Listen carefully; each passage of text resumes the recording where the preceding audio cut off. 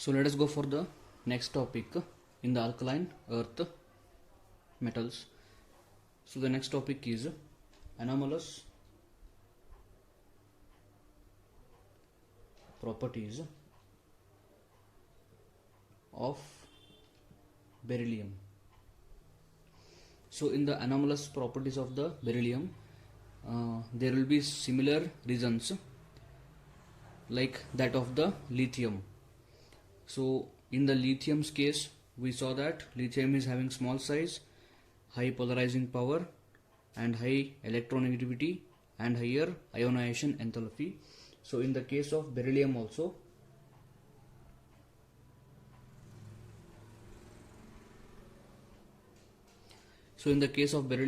beryllium is very smaller in size,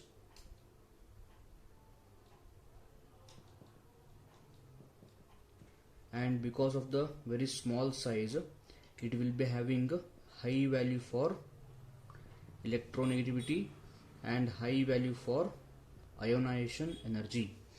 So because of all these factors, it will be showing some different behavior. Beryllium will show some different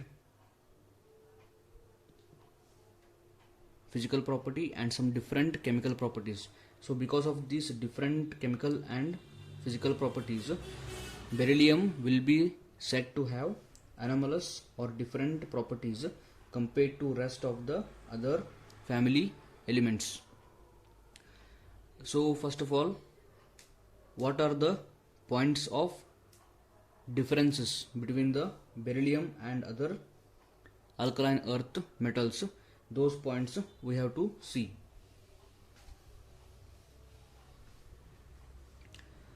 So the first point of difference is beryllium has very high melting point and boiling point. So this is because of its smaller size. It is because of the smaller size. So because of its smaller size, it will be having very high melting point and boiling point. So next point is beryllium is having coordination number maximum 4, whereas magnesium and calcium, strontium, barium, they can have maximum coordination number as 6. So coordination number means the number of the bond beryllium can form, that is maximum number is 4, whereas others can form 6. So beryllium can form only 4 bonds because beryllium doesn't have any empty d orbitals. That is why it can form maximum 4 bonds only. So next point of difference is beryllium does not react with water.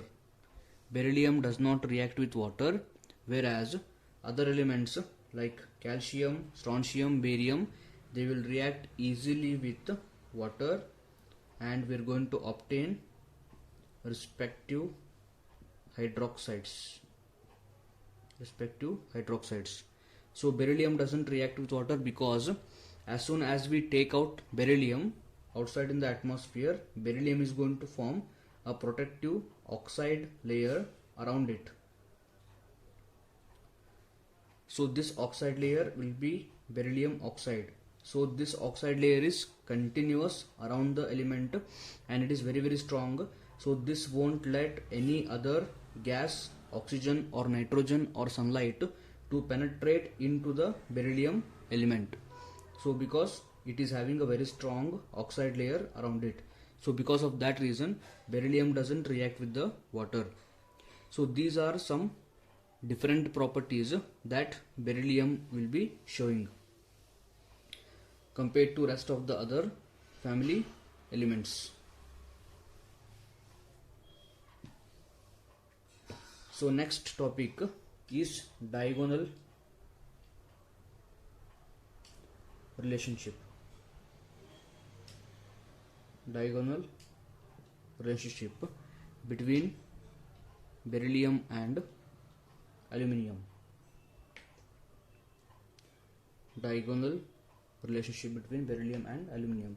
So this will be again similar to that of the lithium and magnesium, but there will be little differences.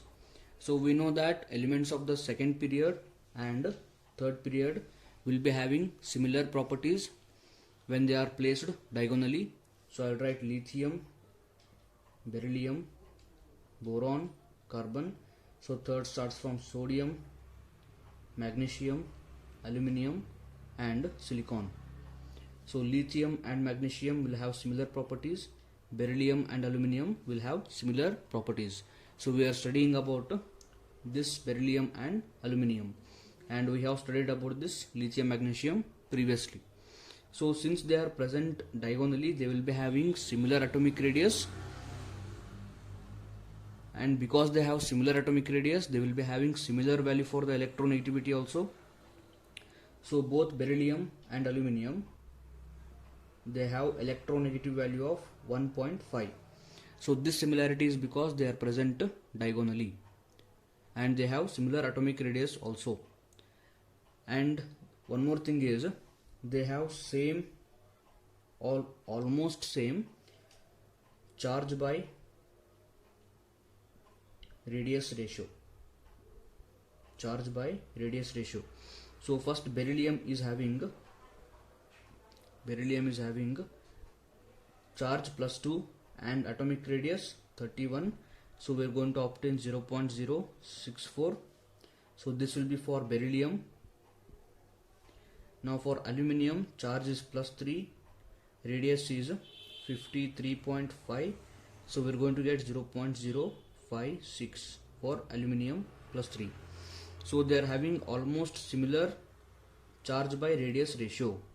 So because of these factors, beryllium and aluminium will be having some similar properties. So what are those similar properties we are going to study? So the first similar property is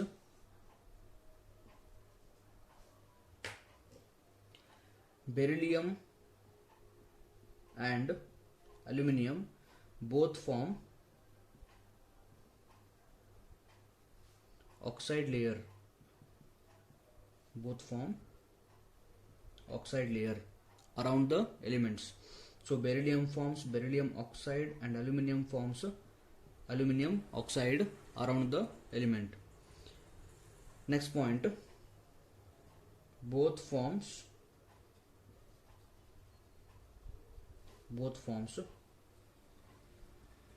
covalent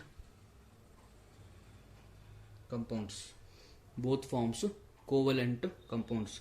So covalent compound means they will be non-polar, so they will be soluble more in the non-polar reagents like methanol, ethanol. They will be less soluble in the polar solvents like water. So next point,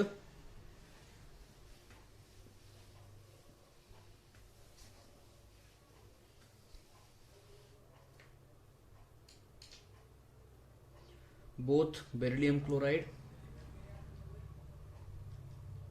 and aluminium chloride have bridge chlorides. They have bridge chlorides. Both have bridge chlorides. So let me write the structure. So this is dimer of the beryllium chloride, which has been explained already in the previous video. So you can see that. And in the similar way, aluminium is also having bridged chlorines in this way. So these chlorines are forming a bridge between the two elements or two metals, we can say. So both are having similar bridging chlorides. Next point, both oxides, both beryllium oxide and aluminum oxide are amphoteric in nature. They are amphoteric in nature. So amphoteric nature means they are going to react with both acid and also with the base. So these are some similar properties between beryllium and the element aluminium. So the next concept in the alkaline earth metal is some important compounds of the alkaline earth metals. So some of the portion has been deleted, and whatever the portion is retained in the syllabus, that will be covered. So one of the important compound of the alkaline earth metals is called as CaOH twice. So this is calcium hydroxide actually. So the one more name of this calcium hydroxide is slaked lime. It is slaked lime. So let us first go for the preparation method. So first preparation method is calcium oxide will react with water. So we are going to obtain CaOH twice. So this is the best method to prepare calcium hydroxide. So there is one more method. From the calcium chloride we will take 2 moles of sodium hydroxide and we are going to obtain calcium hydroxide plus 2 sodium chloride molecules will be given outside. So these two are the preparation methods. Now let us go for the properties of the slaked lime. So this CaOH twice, CaOH twice, it is white amorphous solid. It is white amorphous solid and it is sparingly soluble salt. It is sparingly soluble salt. So sparingly soluble salts are those salts whose solubility in the water will be less than 0.01 molar. So such salts will be called as sparingly soluble salts. Their solubility will be very, very less in the water. And the CaOH twice will be actually solid in the water. So the filtered solution of CaOH twice, the filtered clear solution of the CaOH twice is referred as lime water.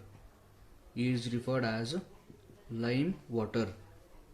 So let us see some of the reactions of the CaOH twice.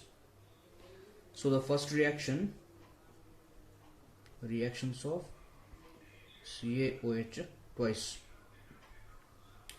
So the first reaction is CaOH twice will react with carbon dioxide forming CaCO3 plus water molecule. Second reaction,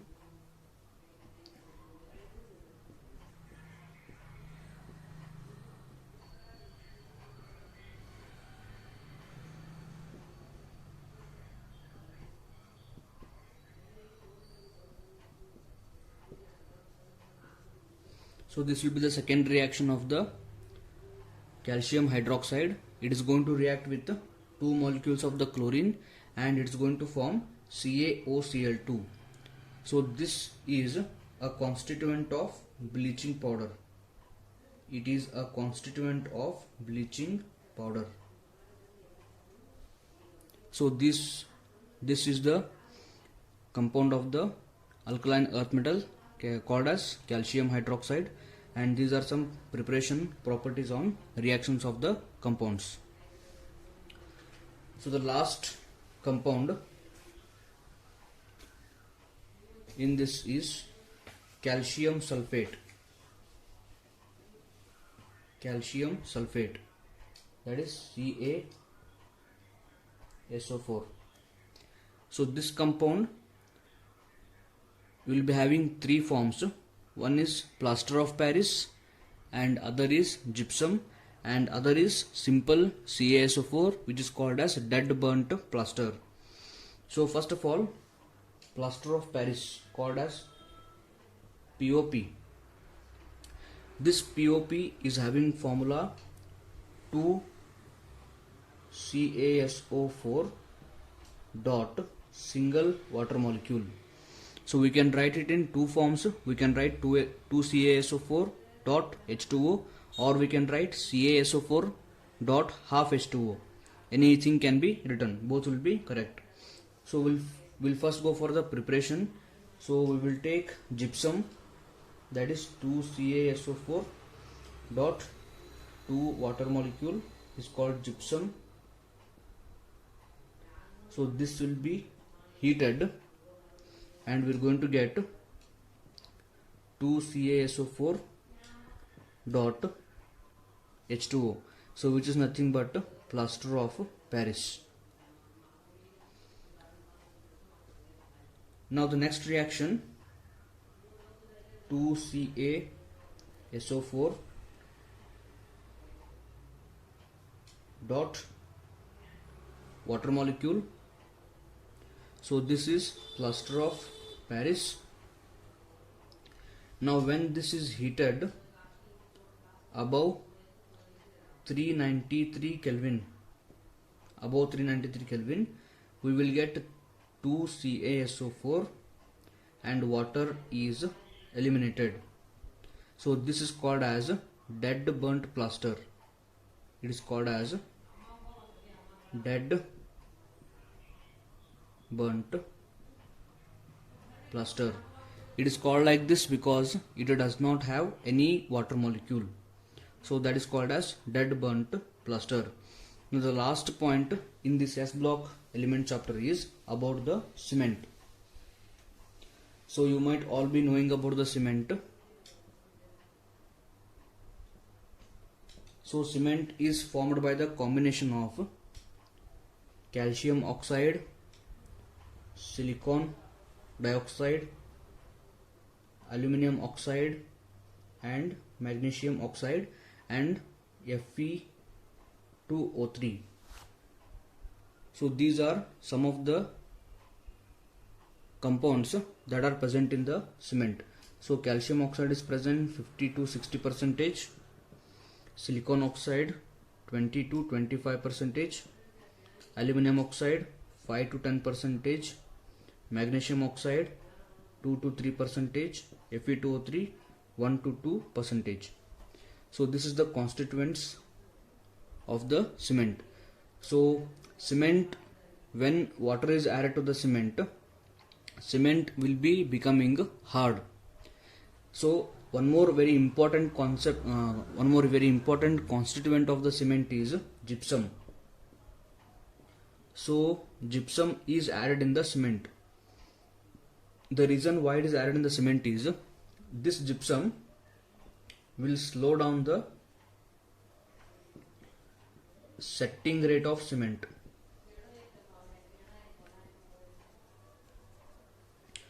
So when we add water to the cement and after some time cement will become hard. So if the cement becomes hard immediately, it will break down, it will be weak.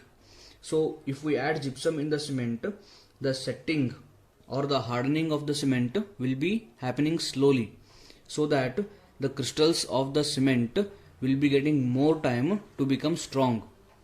That is why gypsum is added in the cement.